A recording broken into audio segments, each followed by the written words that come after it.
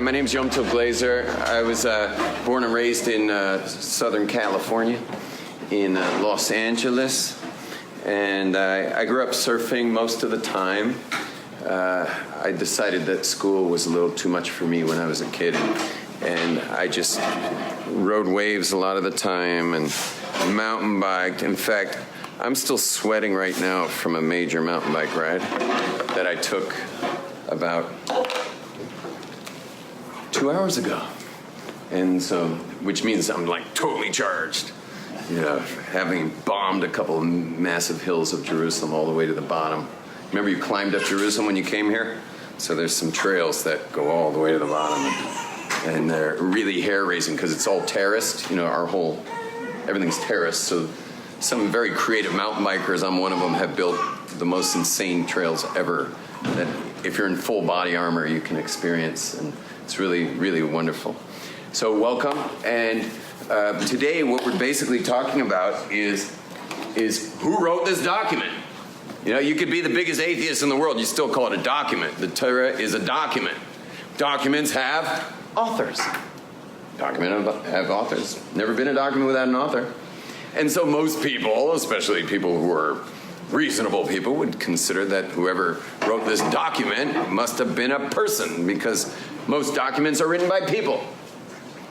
Whereas the Jews claim that this document is divine, that the document's actually God-given. Now, I don't know where you guys are at on that, you know, whether you've passed a judgment out on whether it's God-given or not. I mean, just looking at some of you guys, you look like, I feel like I'm preaching to the choir, you know, a little bit here. You guys, most of you look mostly convinced here, which doesn't make my job very fun. Anyway, but we want to know the source. Now, it is a little funny that we're even having this discussion because let's take, for example, I don't know, what's your name, sir? Daniel. Let's take Daniel, for example. Let's say Daniel wrote a little something down on his paper that the state of Israel felt was a threat. Yeah, but they don't know he wrote it. It's just written down. He didn't sign it. No name connected to it. Do you think that if we took all of our top, you know, security people in the highest tech level, you know, people dealing with text like this, do you think they could probably figure out where it came from? What do you think? Likely. And none of them would be like trying to decide whether it was maybe God wrote it.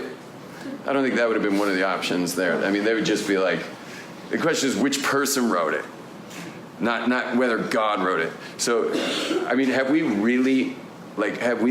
lost our minds that we're actually having a discussion here whether a book was written by a human being or God? I mean, shouldn't that be just pretty plain and simple and obvious?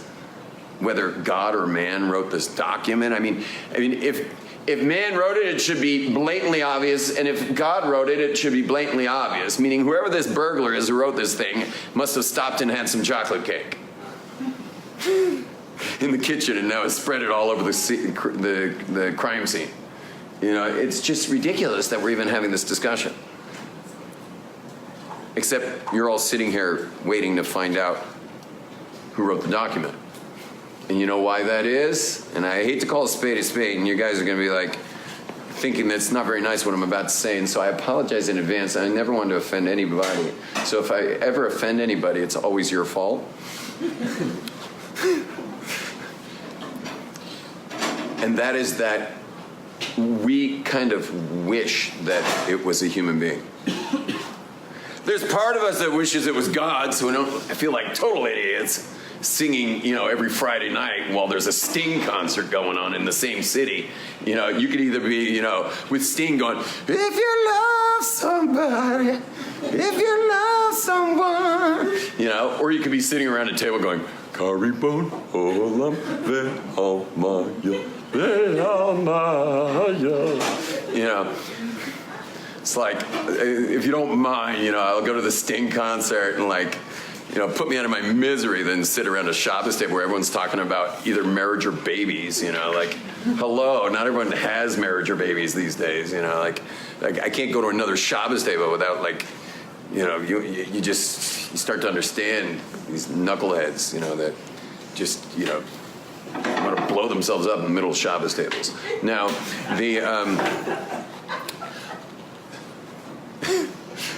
so there's a part of this that just wants it to be divine because then you should be at that Shabbos table. And there's another part of us that just wants to go to the Sting concert and get high. And so we've discovered that it's worth having this discussion. And that's called discovery, is like, let's have this discussion and figure out where we belong. Now, obviously, if Sting's playing Saturday night, it's winter, you finish Shabbos, make Havdalah, get your behind into a car and get over to the Sting concert. I mean, that's a no-brainer. But what if Sting's playing Friday night? So that's where this class comes in. Clear? And so with methods of verification, just in review, if you want to know anything, so like, for example, if we send a spy to Iran and he's going to take down the radar at a certain time, he's not going to send us a WhatsApp. He's going to send us a code of some sort, and the WhatsApp's not going to be that the radar will be down at noon. It's going to be encoded, so we're going to be looking for some kind of code, and that's number one. And what have I done here? I know what I've done. Sorry, I'm a little spaced out today. I tell you, I was. This is like the heat of the day. Doing hardcore mountain biking is like your head becomes kind of like. You ever wrapped a potato in tinfoil and put it in the coals? Yeah, that's my brain right now. Which is making me say some pretty random stuff, which I hope you're enjoying. I don't think I've ever mentioned Sting during this class, ever. We better get cooking, okay? So first is code. The second thing is ID info is, we need some kind of identification of our guide around. Next thing is transmission is, we need a proper transmission. And the next thing is outside verification. For all we know, our spy in Iran could have a gun to his head. And he's just preserving his own life, telling us he's put the radar down. And so we need some kind of outside verification. And lastly is our class, and that is control, and that is the author's role in history. And what do I mean by the author's role in history? Is that it's on me, right? I did flip it. Yeah. The author's role in history is whoever wrote this document, if it's a human being, does it control history? If it's a human being, you guys are all like, you guys have been in class a little too long today. Let's do this tomorrow. If it's a human being, can that human being control history to go along with its narrative? Yes or no? No. No. If it's a divine being, if it's God, can it control history to go along with its narrative? Yeah. Yes. So that's where we're at. We're just seeing that, does the author have control? If the answer is yes, it wasn't a human being. If the answer is no, it was a human being. That's the forest. Now the trees. So this is just a principle, and that is that the actions of the forefathers are assigned for the people, for the children. Meaning Abraham, Isaac, and Jacob's lives are a paradigm that are going to play out throughout world history. So if we can see something about the paradigm play itself out, we see the control. Is that clear? Now some of you may be saying, and rightfully so, that, well, you can easily just create a paradigm that works out well with history, right? We already know history. We're 1,000 years later. So figure out something in history, create the paradigm of Abraham, Isaac, and Jacob, and then you gave yourself a nice control group, except you already knew the info. So then you can just create a paradigm. Got that? So that's a question that you might not have had. Am I supposed to be giving you questions that send you to Sting on Shabbos night? But I like intellectual honesty, so let's be real about that. Okay? So that's what we want to see. And here's just an example of that. This is Abraham and Sarah's lives. They went through this whole thing, which looks a lot like what? That looks a lot like the Passover story, same exact story. You got Abraham, you got your Ishmael, you got your Isaac, you got your Esau, and you got your Jacob. I don't say Esau. I don't know why. It just sounds so weird to me. Esau. In Israel we say Esau, okay? But it's spelled Esau. I apologize, but I'm not calling that. Esau. Not that Esau means much either. Okay, anyway, so what we're going to look at, our paradigm is going to be a battle between the two of them over the land of Israel. Everyone say the word Israel? Israel. Okay, it's a battle between the two of them over the land of Israel. Excellent. So, and let's look at their progeny. He gets the nickname Yisrael, and he gets the nickname Edom, which means red. Okay, and I think Cheech had a cousin named Red, actually. So the Israelites and the Edomites. There's the Israelites and the Edomites, and that's going to be the play out in history. So they're going to have a fight, and that's going to play out in history. If we see it plays out in history, we got control. Got that? We can see it play out. Well, let's see if it plays out. So we're going to have a little scorecard. It'll be for fun, but it works for us. And the first battle they're going to have is over the birthright and the blessings. Guess who that goes to? You know what? Let's wake you all up by cheering. Ready? Who wins? Let's hear it. Okay, so that goes to Israel, the Israelites. You know they win that one. Sorry, not to the Israelites, to Jacob, our forefather. Now, Asa, he basically tricked Isaac, if you know the story. So he tricked Isaac, and Isaac's like, I'm going to kill him. And Jacob's like, I believe him. And so Jacob flees for like a couple decades. Comes back, he's got 4 wives, 11 kids, and he's on his way back to the land. Now, how does Asa know this is the day? Somehow he knows it's the day, because he is sworn to prevent Israel, meaning Jacob, from coming into the land. So after decades, Asa somehow has his AWAC surveillance aircraft that knew this was the day. And he shows up at the border with an army of 400 men to slaughter Jacob and his family. Now, Jacob knows his client, and he already sold his birthright for a bowl of soup, so why don't we just give him more immediate gratification? He just starts sending him gifts. Gifts after gifts, sending whole flocks. And Asa the whole time for me, for me, for me, for me, for me. So when Jacob finally comes with his family across the border, Asa's all hugs and kisses. Although some say he bit him. But anyway, he makes it in. Let's hear it for Jacob. That's right. And Jacob's in. And then, whatever, there's the famine, and then Jacob and his family go down to Egypt, and Jacob passes away in Egypt and asks Joseph, who's the prince of Egypt, to promise to bring him back, to bury him where? Israel. In the cave of the Machpelah, in Hebron. It's called Machpelah because it means the doubles, because there are 3 couples. Adam and Eve are in there, Abraham and Sarah, Isaac and Rebecca, and Leah, and here's the question. When they bring him up with this giant entourage, with all of Egypt's dignitaries, and it's a massive, massive funeral for Jacob. When they get to the cave, Uncle Asa is with a sword drawn in front of the cave going, he's not going to be buried there, I'm going to be buried there. Now you have to know a little Kabbalah to know that Asa is that you have to know that Hebron is the key to the land of Israel. Even King David had to rule there for 7 years before he could rule Jerusalem. The key to the land of Israel is Hebron. So this is a major crisis. Who's going to get buried there? It ends really easy and quick, and it kind of rhymes with crisis. I guess it's ISIS. And Jacob's grandson decapitates Asa. He was deaf. He didn't even know what the guy was saying. He was like, who is this furry guy? And Asa was very hairy, and he just decapitates him, and Jacob gets the go.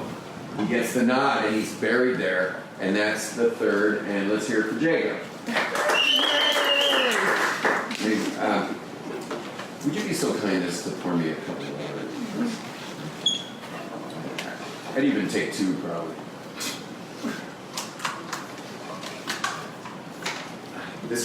We need to get new water. This stuff, it tastes like aquarium water. Every time I drink it, I feel like I'm drinking from an aquarium. I'm so unfiltered right now. I'm complaining about H2S water. Thank you so much. You saved my life. Amazing. I'm totally dehydrated. Bro, Amen. I guess I'm kind of shown who I believe wrote the Torah. Can't even drink a cup of water without some incantation. You know, I actually had perfect reviews in this course like 25 years ago, and they fired me from the course. So I went up to them, like, I have perfect reviews, man, what's up? And they're like, Rabbi, you just look a little too convinced. We need someone clean shaven. And I was like devastated. I love teaching this. I'm so upset. So years later, they brought me back.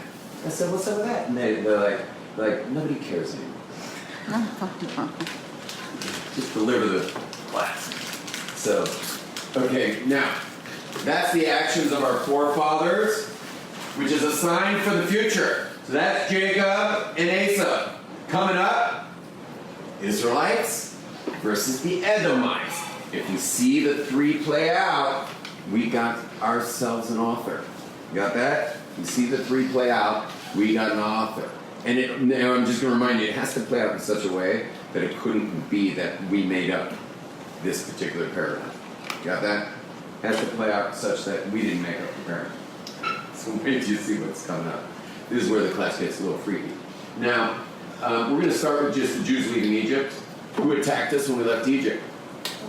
We're attacked by a nation called Amalek. And I keep pressing the button, but it keeps not saying Amalek. There it is. Amalek, okay, for those fresh to Hebrew, Amalek is just when you have this amazing communion, you know, on some psychedelic drug at a giant lake.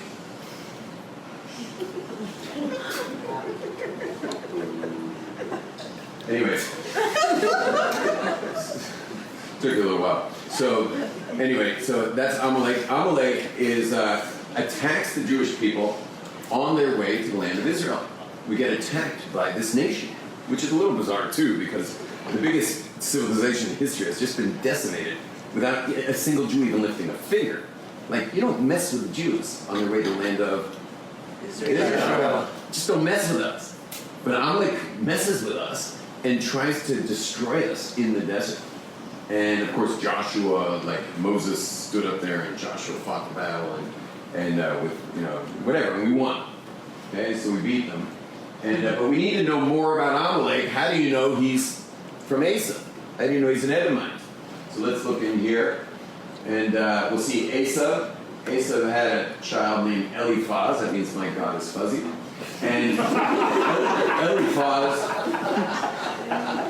Eliphaz had a little bit of a self-control issue and cohabitated with his daughter Timnah, and they had Amalek.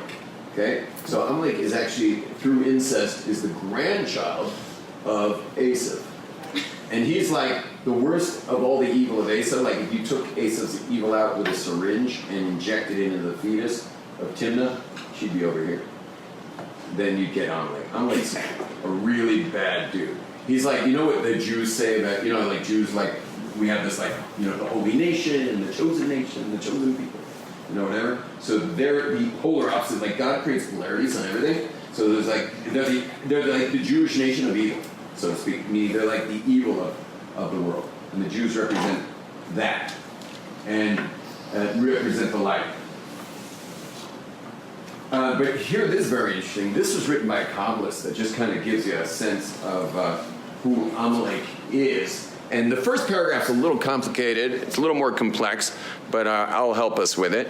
So it says like this. It says, in man's heart, Amalek is the power that freezes man. What does it mean to freeze man? And the answer is, by causing him to see only what? Absurd chance. What does that mean, absurd chance? You know what I mean? Like coincidence?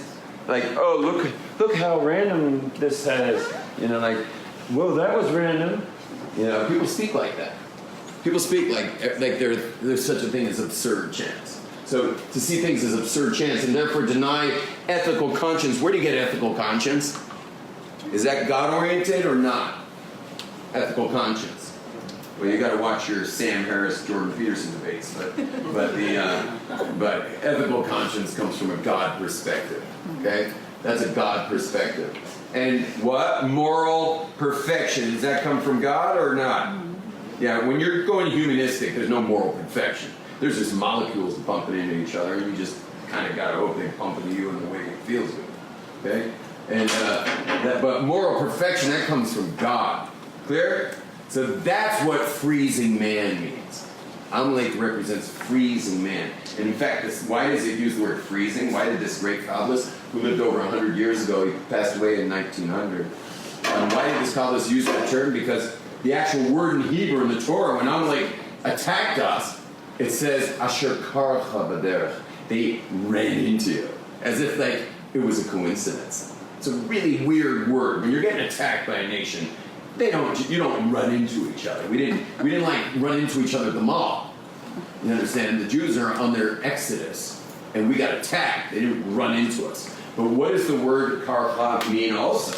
It doesn't only mean mikre, which means to run into somebody randomly, but it also, what's the word kar mean? Oh, freeze. He's the power that freezes man. Because when you think you just ran into someone at the mall, that freezes each other. And what do we all like to say? That it's a small, well, coincidence, or we'll say it's a small world, which is not the right thing to say. What I say is it's a large world well managed. It's a large world well managed. And that's the Jewish. We see the word coincidence, we spell it with an S, coincide. Okay, God is coincide all events. Everything's going on in our lives is orchestrated, which is amazing concept of God that we have, because it's really, because you have full free will. So everything's orchestrated, yet you have free will. Like, that's an absolute paradox. How is it that everything's being orchestrated for you, yet you're having full free will? Because that means anyone being orchestrated around you must not have free will, if they're all being orchestrated around you. Yet ask any of them and they'll tell you they do have free will. So in the puzzles beyond complex of this world. And that's how awesome, that's how we'll never understand who God is. Like, we'll just never get it. Okay, back to us. Sorry, that was tangential. In the physical body, Amalek fights to destroy the sanctity of Brit Milah, the covenant of the circumcision, in space. Amalek covets the land of Israel and is sworn to prevent Israel from attaining its perfection, which is interdependent with its dwelling in the land, which now you know why Esau's waiting at the border on that day. In the history, get ready to read, you're all going to join me in a little bit. In the history of mankind, Amalek symbolized the foremost evil amongst the nations, and has always risen up to destroy Israel together when the time of redemption is imminent, when we're coming into the land, or blessings are going to be, or we're leaving Egypt coming into the land. That's when the time of redemption is imminent. But his end will be eternal annihilation, but even those who embody its values are destined to non-existence. So Amalek's going to hit us right when we're coming into the land. Now, we win. We build the first temple, destroyed by the Babylonians. There was then a bloodless coup that took place, and it became the Persian Empire. We went into the 70-year exile. First temple destroyed, 70-year exile. Well, according to our system, what should likely happen on the 70th year? Well, first of all, the 70th year, where should we be going? Back to the land of Israel. Who's likely to attack us when the time of redemption is imminent?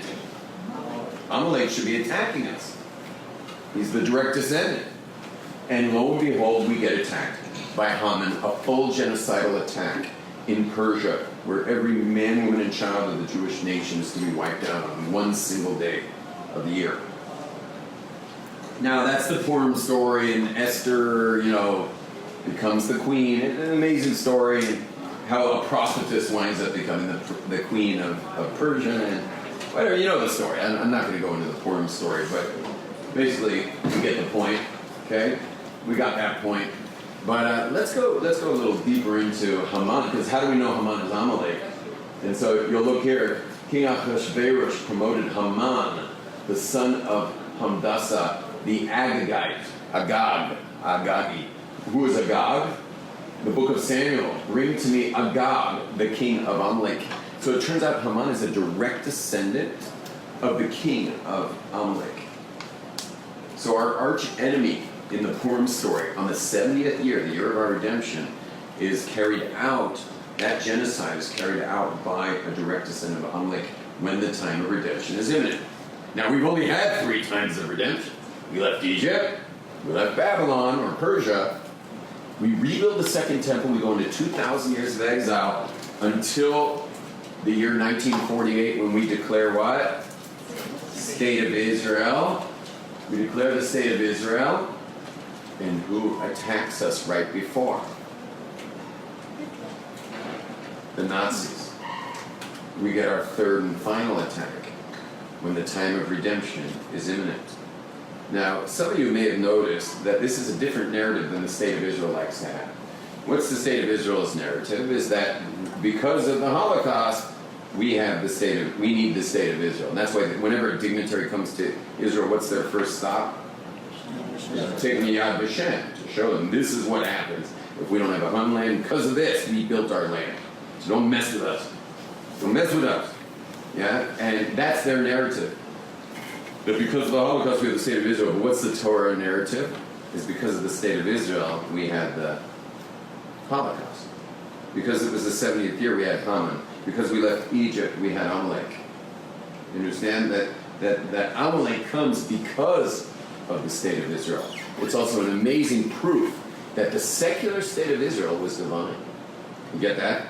Because if it really was purely man-driven, we shouldn't have had an attack by Amalek.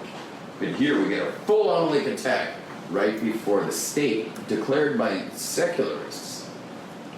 And we get a full attack from Amalek. Lets you know a little something about how God can work through, secular, state means.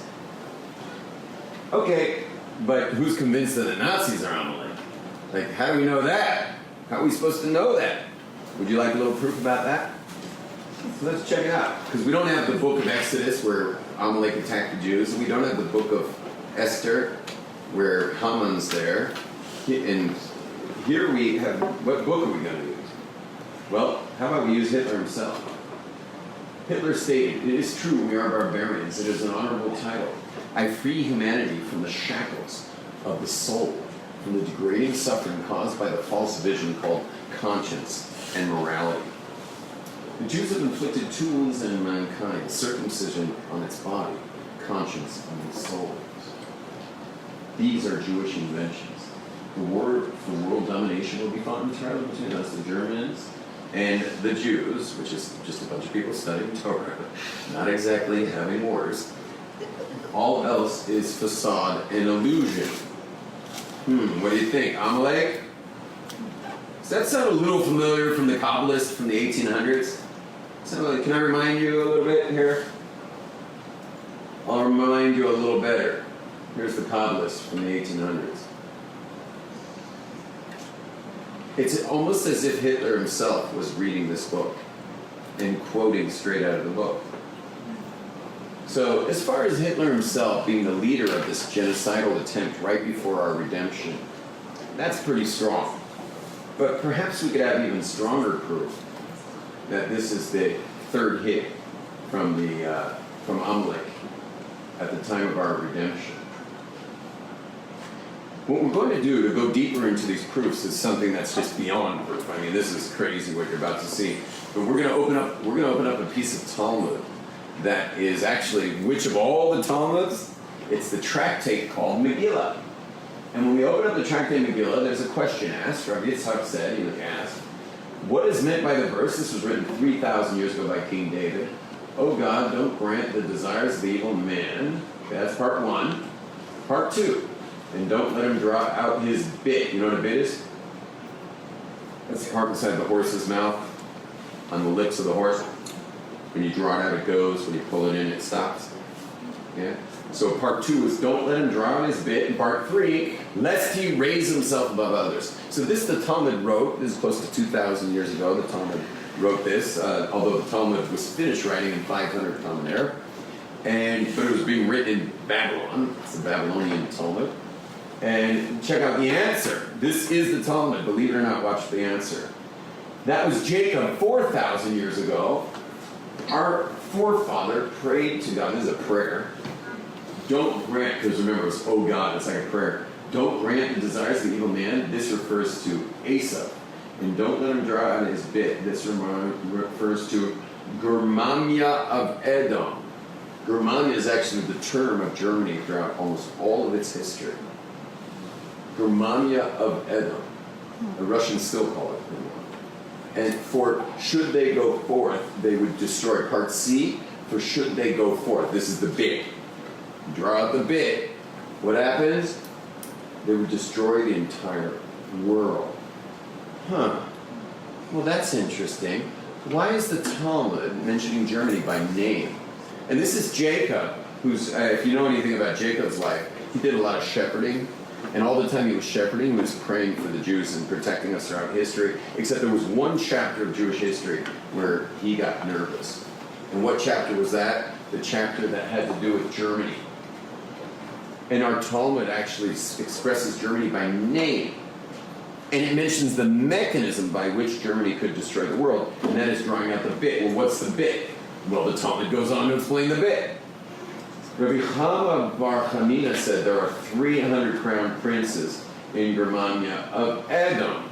What's the bit? Can you get anything done with 300 crowned princes? No. What's the issue? Disharmony, disunity. They never can get anything done. Well, you want to hear something very interesting? Is at the end of maybe I'll show you the next slide. Now, at the end of the 1900s, a man by the name of Bismarck unites Germany. Immediately after that, World War I breaks out, and Germany almost destroys the world.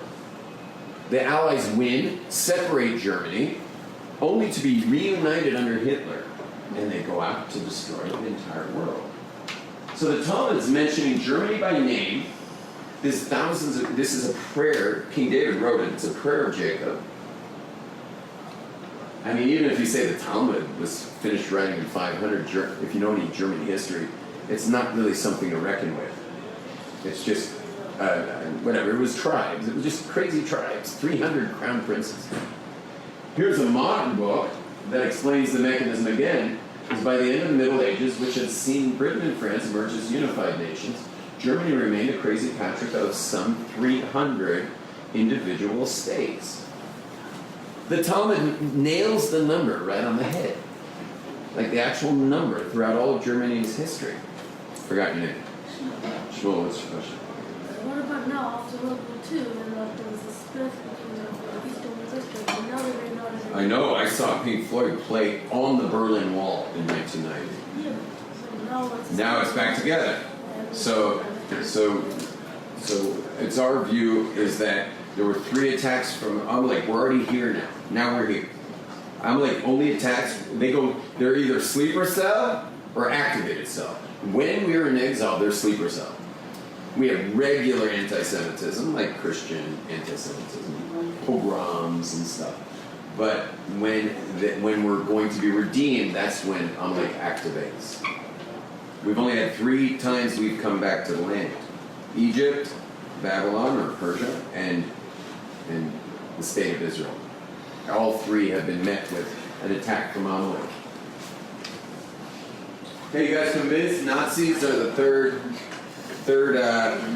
hit? Convinced?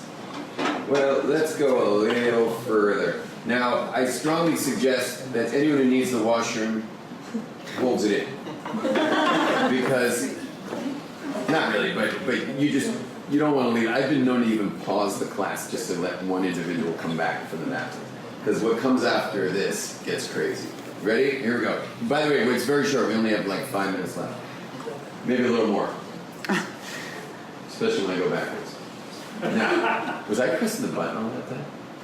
Anyway, now we're going to look into the Megillah itself. Megillat Esther, which literally means the revelation of the hidden. Megillah means to reveal. Esther means hidden. Revelation of the hidden. What's the one thing hidden in the whole book?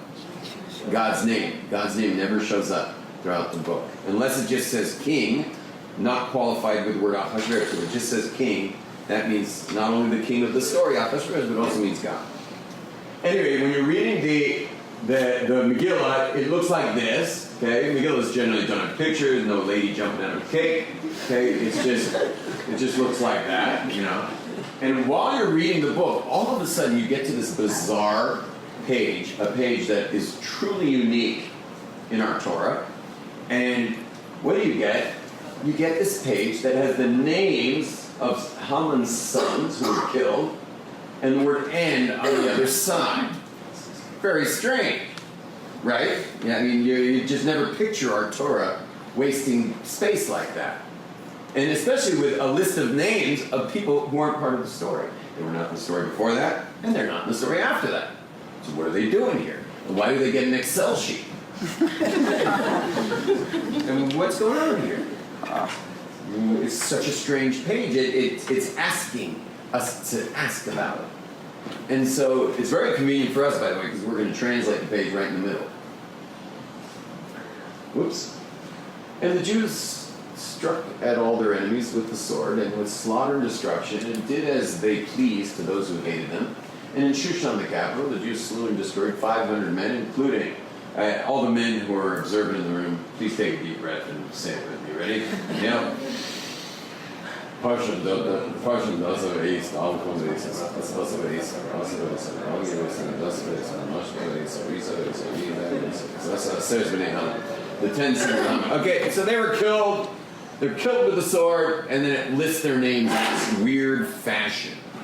And again, for a Megillah to be kosher, it's got to have this Excel sheet. It's got to have the names and the word "and" on the other side. Now, watch what happens next. Now, is there a woman in the crowd named Esther, by the way? Do we have an Esther in the room? Oh, we got an Esther over there? Your name's Esther? Your name's Esther? Fabulous. We've got an Esther. Do you mind that we'll use you? You're going to be Queen Esther for all of us? Yeah.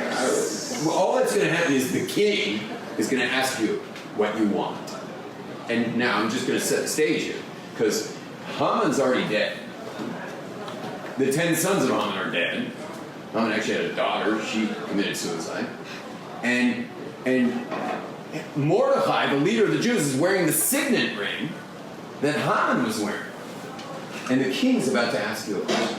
He's going to grant you requests. Okay, get ready to answer. That same day, the number of those killed in Shushan the capital were reported to the king. Notice the capital K there. The king said to Queen Esther, in Shushan the capital, the Jews have slain and destroyed 500 men, including the 10 sons of Haman. What have they done in the rest of the king's provinces? What is your request now?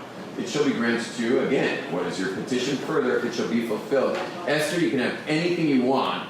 And just to, sometimes I need to give a woman a clue. I don't think she needs the clue, but sometimes I get like these birthright crowds, and the girl's like, Ottoman. And she wants to go to like get frozen yogurt. I don't know what she wants from the king, exactly. But I have a feeling this Esther's going to know what she wants. But by the way, listen to what I said to this birthright girl. I was like, your people have been in exile for 70 years. Jerusalem's been destroyed, as well as all the cities. And Jews are now exiled everywhere. There's like barely a remnant of a single Jew in the land of Israel. And you're now married to the king, and he's offered you whatever you want. What would you ask for? Her answer was, I don't know. And anyway, what would you ask for, Esther? You can ask for anything. Jews be able to defend themselves. To what? Defend themselves. They already did that. That's over. This is after that. When all of the great. What? Oh, and all of It's all over. They've already killed them. We should go to Israel. Yeah, commission the Jewish people to come back to Israel. What else? You didn't just say one wish. You can have whatever you want. How about we rebuild the temple? That ain't cheap. Yeah? Rebuild the temple, rebuild the cities, like commission. By the way, he was fabulously wealthy, the king of Persia. And if it's God, this is no brainer. Yeah? So, in other words, yeah, you got it. Return our exiles back to the land of Israel. Well, let's just watch what happens to Esther. Esther bumps her head and goes temporarily insane and replies, if it pleases the king, allow the Jews of Shushan to do tomorrow as they have done today, and let Haman's 10 sons be hanged on the gallows. What's up with you, Esther? What happened to Esther? What happened to Esther? Nothing about Jerusalem. Nothing about returning the exile. Nothing about nothing. In fact, the temple's only built the next generation when her son Daryavesh commissioned it. It's a disaster of an answer. And when you see this in the Megillah, you just got to be like, huh? What? 10 dead men? Tomorrow? Like, what was she like? I think we're down in tomorrow. One sec. But when a prophetess says the word tomorrow, what might she mean? She wants to eradicate the possibility of Amalek ever raising its ugly head again. Wow, I like that. I like that. Perhaps that's what this is going to be like, symbolically representing, perhaps. Never heard anyone say that. But when a prophetess, everybody, when a prophetess says, anyone from England here? Not one for, oh, you're from England? You're from England? If you don't mind answering this for us. I'm sorry I'm putting everyone on the spot here. When a prophetess says the word tomorrow, what might she mean? Future? The future! Everyone say the future. It's fun. I always say it every Sunday. Everyone say it together. The future! The future. Future, by the way, is spelled Fuchhaw. Future.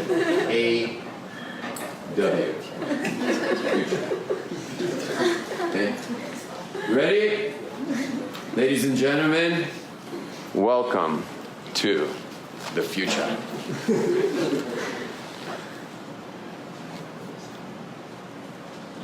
One suicide.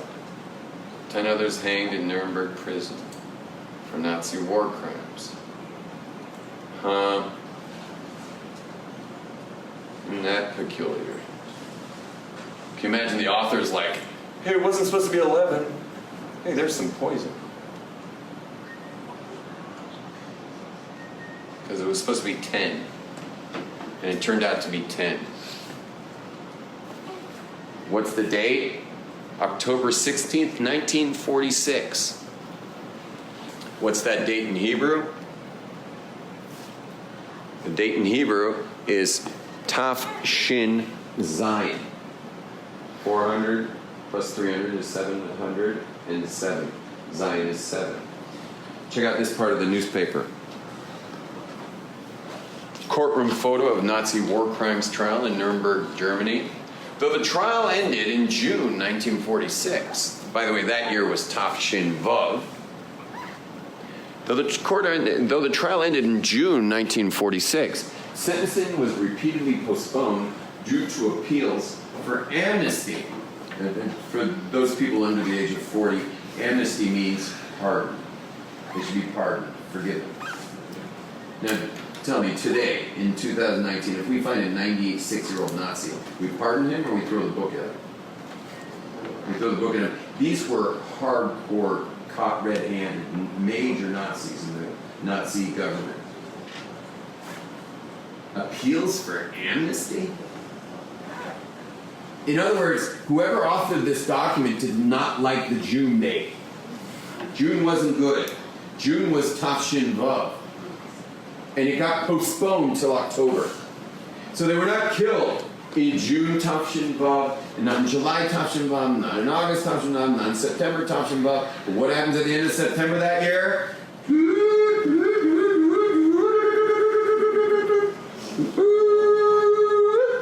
What happened? Rosh Hashanah. Avinu Malkeinu, Chanenu V'Aneinu.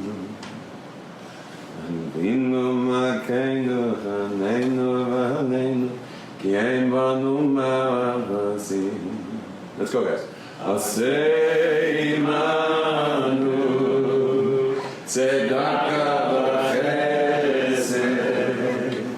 Aseh imanu tzedakah v'chesed v'hoshi'enu.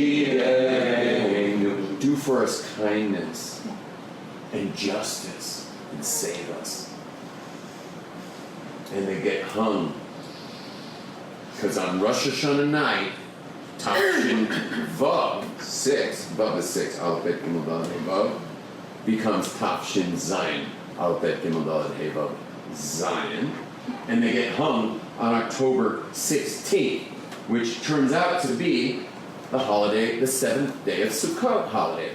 Well, doesn't that rain on your parade? Isn't that a weird day to get the news? In the middle of celebrations of Sukkot? Well, It seems obscure until you actually open up the Zohar.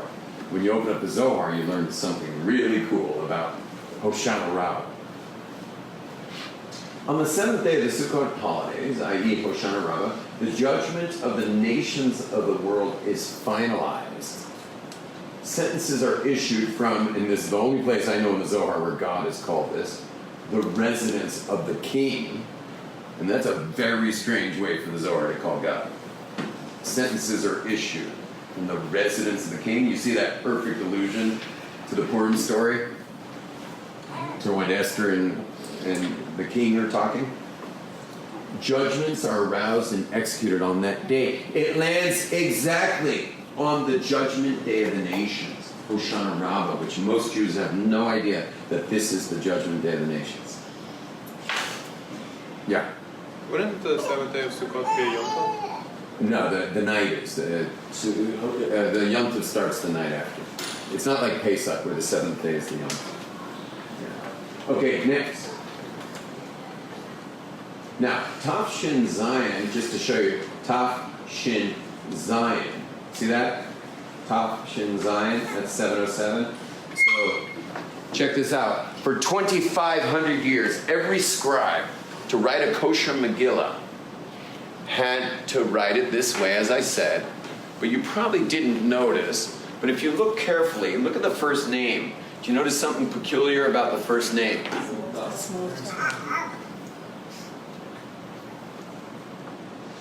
Look down the list of the names, down to the middle there, Parmashta. And then go down to the bottom of the page.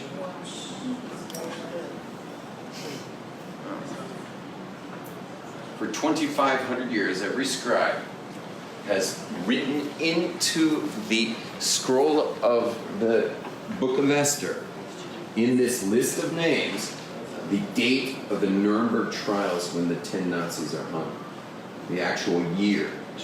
Appeals for amnesty, which did perfectly in the Tav Shin Zion, which is like just beyond amazing. So as Esther said, may it be done tomorrow as was done today, and may Haman's 10 sons be hung in the palace. Now it gets even better. Something interesting is that 707 doesn't mention the millennium. Because in Hebrew, when we say dates, like what's our date now? Tav Shin, Ayin Tet. You want to make sure that door's closed? Or just give it, just open it and say shh. Oh, no, then forget that. Soldiers I know it's soldiers.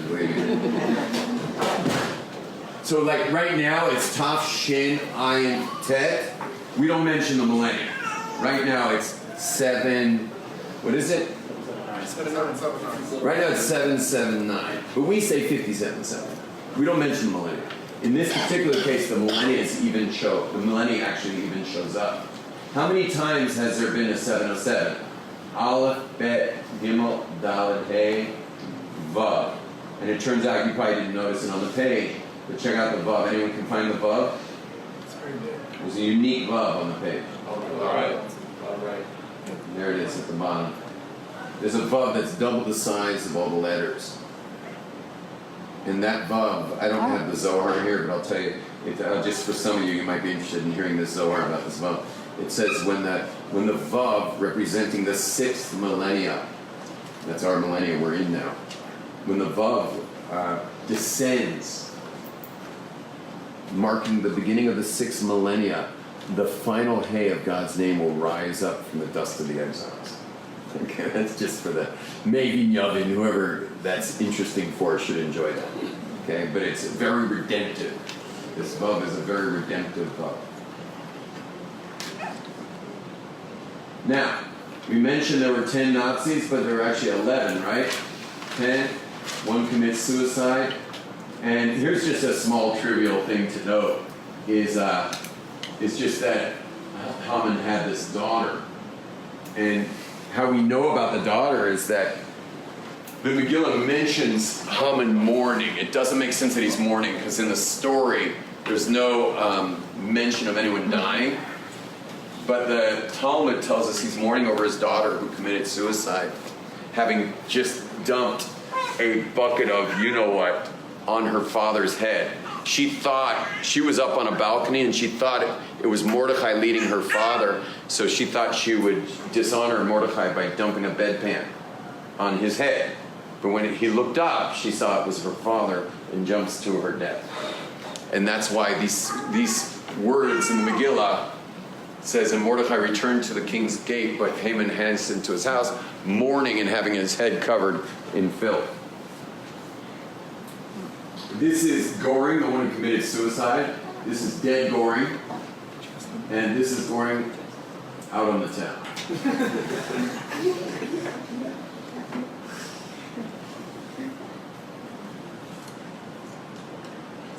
That's just strange. But it is interesting that the one, meaning that whoever authored this document had 11 Nazis, and one commits suicide and happens to be a cross-dresser. It was just kind of interesting, because Haman had a daughter.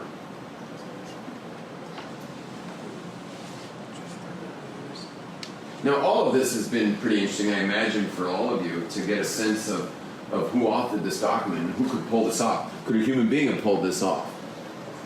What do you think? Human being pulled this off? And how about our 3 redemptions? Each having the attack from Amalek exactly according to what that Kabbalist told us. When the time of redemption is imminent, that's when we get hit by this nation. They're a total sleeper cell nation until we're trying to come back to the land. That's when we get it from them. We've only come back to land 3 times. Each time we got a major hit. The only thing that could get better is if we could see that the Nazis themselves knew what they were doing. We can imagine like a Nazi came in here and like said he knew what he was, they knew all of this. That's the only thing that could get better. Now this is a Newsweek article, and it just talks about the 10 men getting hung. It's kind of interesting that the hangman's name is Woods, because the Megillah mentioned the word eights many, many, many times, about that people were hung on the tree. It says that hung on all at eights many times. But the interesting part for us is after 9 Nazis had their names read off and were hung, the last Nazi goes crazy. Watch what happens. Only Julius Streicher went without dignity. He had to be pushed across the floor, wild-eyed and screaming Heil Hitler. Mounting the steps, he cried out, "And now I go to God." He stared at the witnesses facing the gallows and shouted, "Purim Fest, 1946.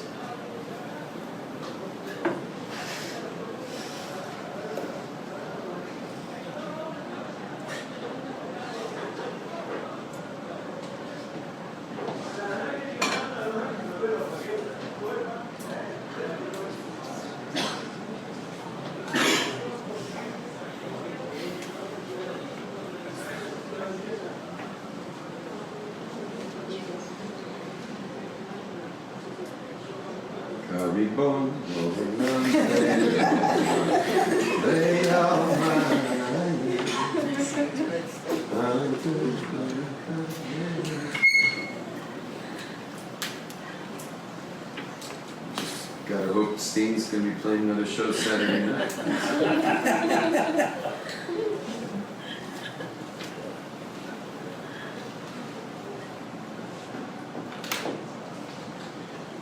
That was our discovery today. Is you know, it's worth a day just to like really lay it out and see like who authored this document. Everyone knows it's a document. That's not argued. The argument is only on whether it was authored by a human being or authored by God. And so, if you don't mind working, can you work the tripod for me, please? From the stand over there. And so, the question is, imagine like, ladies and gentlemen, imagine over here is, it zooms also, but imagine over here is, this is like Adam and Eve, and then like Abraham, Isaac, Jacob, and the Egypt and the plagues and then Mount Sinai and then first temple was like a couple hundred years, and And then it was Babylon 70 years. And then it was Second Temple for a couple hundred years. And that was destroyed by the Romans. And then we go into like 2,000 years of exile. By the way, that wall is 6,000 because Jewish history only goes to 6,000. We have to have a third temple period by the time we get to 6,000. So, you tell me when to stop. Okay, like 2,000 years, and then like then the Nazis, and then 1948, and then 67 on the 6th week, counting of the Sphira Solar. The 6th day of the 6th week was the 6th-day war when we get back, which is that's Yesod Shel Yesod, the foundation of foundations. And that place, the Temple Mount, is called the foundation stone. The Eben Shetia is called the foundation stone. On foundation of foundation was the 6th-day war when we got back to the foundation. I'm still going. Tell me when to stop, because you got to tell me to stop at some point. Should I stop? Stop. Okay, I'll stop. With a nice view of the Temple Mount. Right. Now, can you imagine the author of the document saying, you know what? Forget it. Calling it quits. Gave up. Can you imagine God dropping us now? Can you imagine God saying, you know what? Forget it. What are the chances of that right now? With everything that's transpired, what are the chances of that? And the answer is, there's no chance of that. In other words, this is the best of times of clarity that you could ever have. Yet, what do we see? It's the worst of times of clarity. It makes no sense. We should almost have no free will anymore. And yet people have total free will, and people are making really tough choices. In fact, probably every one of us in this room has either siblings, cousins, friends who have totally left Judaism. Just in the last few years. Which is like, it's beyond belief when you have the perspective that you just got in this day of classes. It must be that they just never saw these classes, because no one would ever do that. And yet people are doing it all the time now. They're just dropping like flies. It would be like an analogy as if you were in a train with 100 cars on your way to Grand Central Station, and 90 of the 100 cars are already in, just flying in. And you're in the last car, and some schizophrenic guy comes up to you and goes, "We're not going to make it. We're not going to make it." And you're like, what? And the guy jumps out the back emergency exit. You see him rolling down the track. People come up to you like, "Who was that?" Some crazy guy who thinks we're not going to make it. And of course, this whole conversation is going on. You're already stopped. You're already in the Central Station. And yet, all of us have people very close to us who are literally rolling down the tracks, as if God dropped our destiny. What are the chances that the author of this whole narrative of our Torah and the whole narrative of our history, what are the chances that the author would call it off now? 0 chances. God is batting 1,000. He's been knocking it out of the park. Everything's happening exactly as recorded in the narrative. You got to be patient, like Bob Marley says. Some say it's just about the day. We've got to fulfill the book.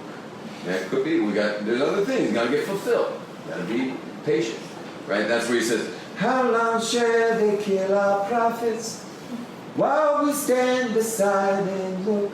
Right? How long what does he mean kill our prophets? What was he saying? He was saying, how long will the world walk on the values that came from the prophecies? How long? And the answer is, they say it's just a part of it. We've got to fulfill the book. We've got to fulfill the book. And there's other parts of it. There's details that need fulfilled. But he's not dropping us. We're not getting dropped. And you all have that clarity, but I'm going to tell you something. Who has a greater chance of reaching out, you or me? The answer is you. Because I don't even know those people that you reach out to. I don't know them. You know them. and get smart and figure out how to get some info into them so that they could also make proper choices.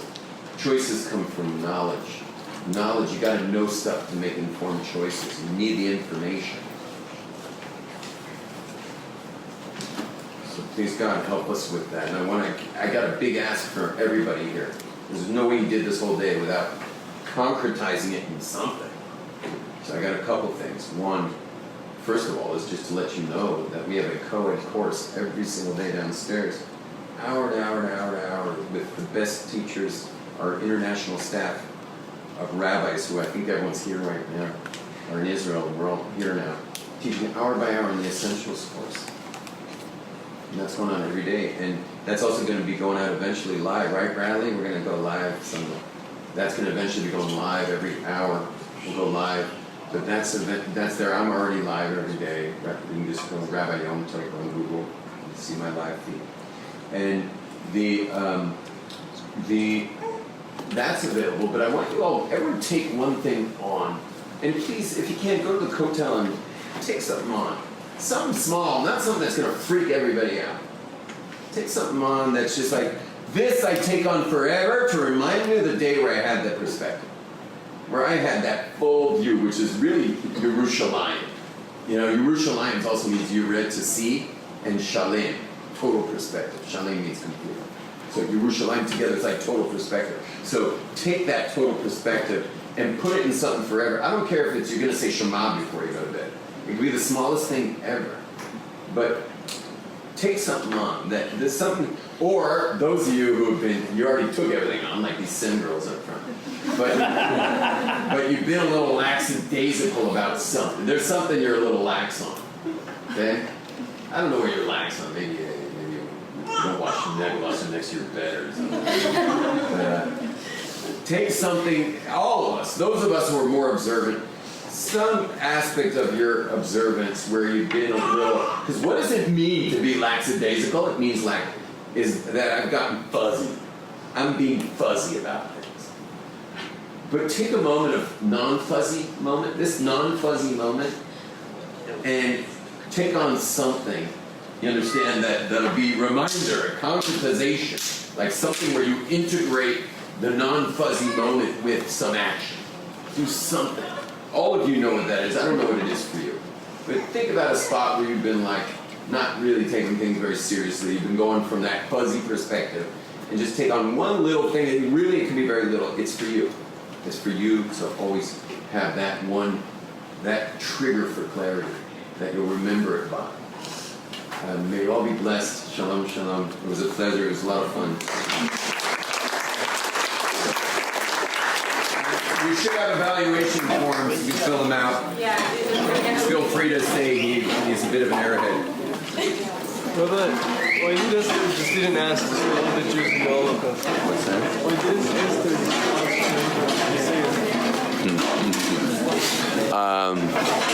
That is an amazing question.